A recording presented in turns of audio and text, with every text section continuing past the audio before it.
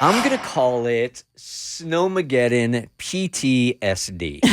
Okay. That any time now, if you were living in Atlanta in 2014 and went through Snowmageddon, which was the snow that we had here that backed up traffic so badly that people were spending the nights in their cars. They were getting out. They were walking down 285. Everything was shut down because everybody got out of school and work at the same time, and it overwhelmed Atlanta. It caused the most insane gridlock because I happened to be at a doctor's appointment, and luckily, the 30-minute drive, or like actually 20-minute drive from the doctor to home took me 4 hours, which wasn't bad considering when we got to work the next morning, there were people sitting on 285 we could see and did not move for the duration of the show, meaning they had been there from the day before, like literally, I mean, insane amount of hours in your car.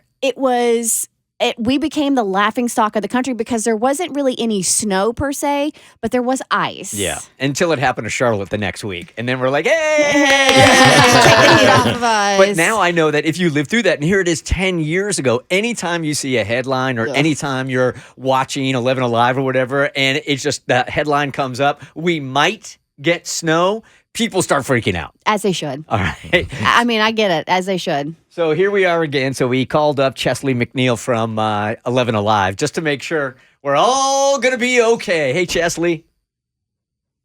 Hey. Good morning. How are you, man? I'm doing pretty good. I'm doing pretty good, and we're all going to be okay. Are we? Oh, it's nice to hear. All right. That's what we want to hear, Chesley. That's what we want to hear, man. Look, I got to tell you, when I was in Europe last week, and this came up as an alert for me saying that Atlanta might get 17 inches of snow. 17 was the initial headline, and I'm like, this can't be. No way.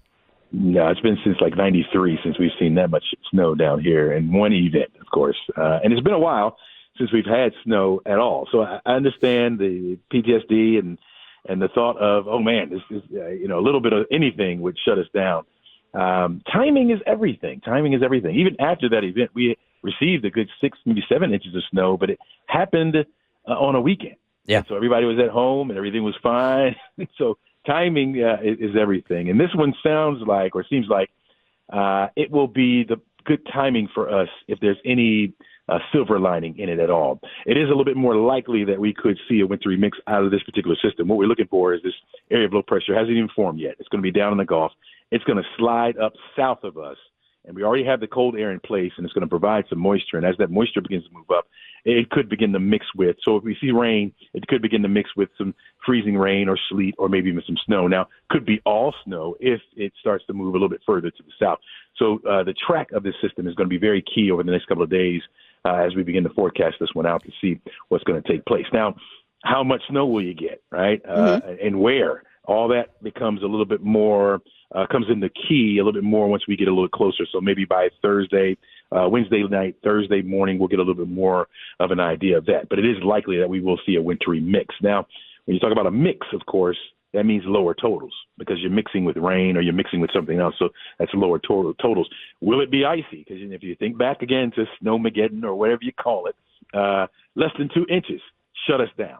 And so any type of slickness on the roads, whether it be something mixing with rain or not, could cause some problems for us. But again, timing is a key. So we're talking about Friday into Saturday. So maybe Friday afternoon. The timing right now looks to be Friday afternoon going into Saturday. Of course, well enough, warning to say, hey, leave work early or leave school early.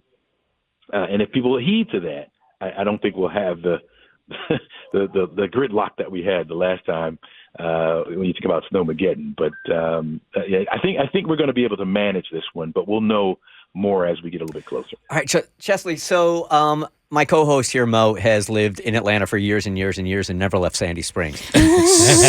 So what areas would be more likely to see snow in these icy conditions than others? Are we talking about inside the perimeter? Are we talking about up north? What you talking about?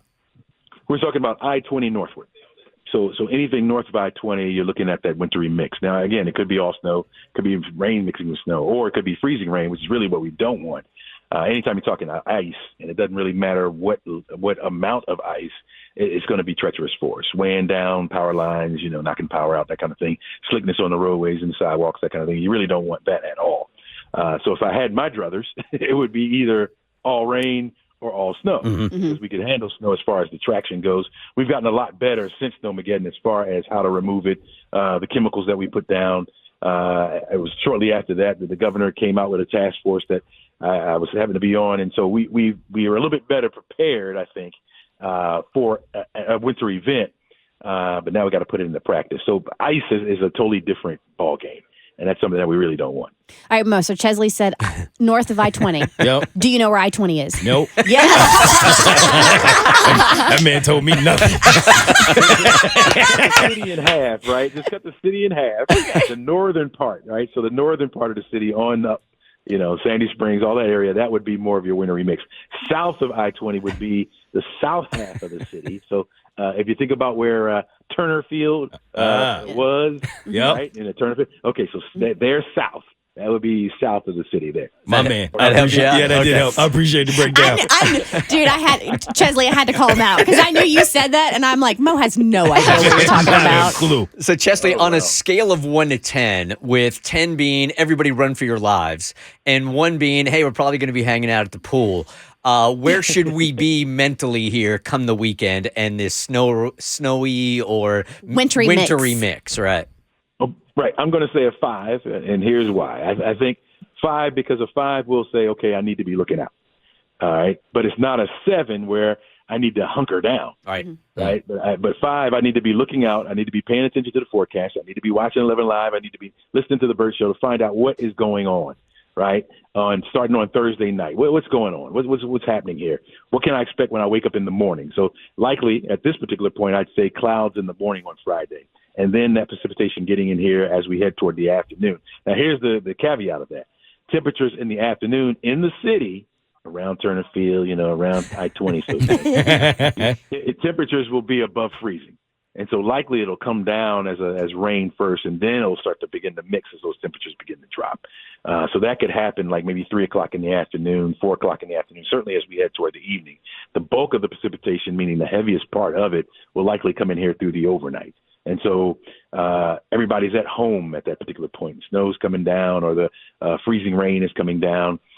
Saturday morning, a lot of folks don't have to wake up and go to work. And even if you did, because it came down through the overnight, you already had that morning. You already had that heat. So people were getting up late or things would open up later. So I think timing on this is going to be very, very key. That's why I'm saying a 5. I'll give it a 5.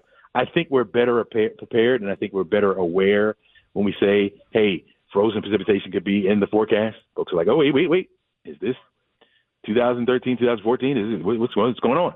So we're a little bit better aware, I think. All right. So we'll handle it better. Great. Yep. Chesley McNeil from 11 Alive. Hey, thank you. Every time we call you, you are always here for us. One of these days, we're just going to have you in here when it's not a panic situation. Just to kick it. I'd love that. All right. Chesley, thanks for all your time. The Bert Show.